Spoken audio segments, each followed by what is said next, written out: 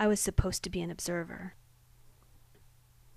When I first came to the Kalasha Valleys in northern Pakistan to conduct PhD dissertation research on Kalasha women's culture, I was stunned by the din and buzz of daily life in this small pastoral place. I taped it on my state-of-the-art cassette recorder, thinking no one would believe me otherwise.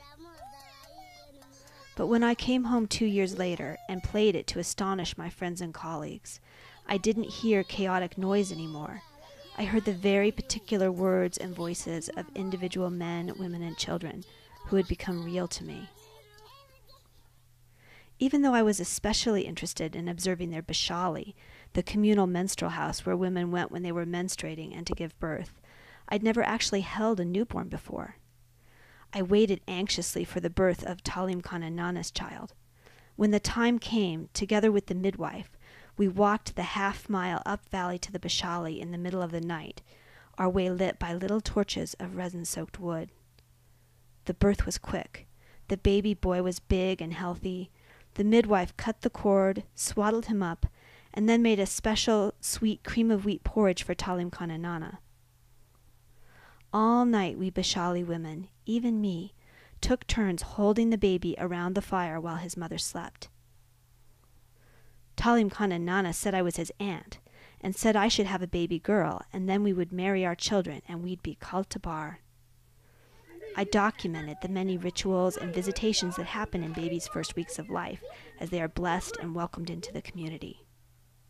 Then, about a week after mother and child came home, he got sick. With the help of my now-worn copy of Where There Is No Doctor, I decided that he had pneumonia.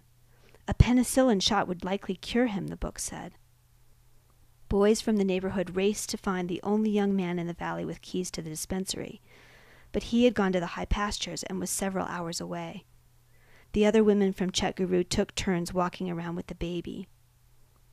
But sometimes I was the one holding him. And in between his heaving breaths, he was so still, so blue. "Look," I said, "let's take him to Chitral. There's a jeep in the bazaar. Let's go." But Talim Khan and Nana said she wanted to wait for her husband to come home. Surely he would come home soon, and then he would come with me to take the baby. I said we should go now. I said I would pay for the jeep. I would pay for the hospital. She said, "Surely he'll come. Let's wait." I was 26, just married, didn't have kids, didn't even know how to bake a cake. But I realized that I could have taken that baby, with or without his mother, and gone to Chitral. She would have let me. They all would have let me. But I didn't. Instead, I sat outside on the ground and held the baby, as the other women, one by one, went home to tend to their own children. One last huge gasp for breath ended in stillness. I don't remember what happened exactly after that, but someone took the dead baby from me and sent me home.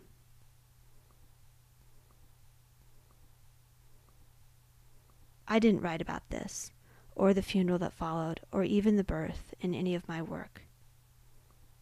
I finished my dissertation, published a book, but after my daughters were born, I never went back to the field.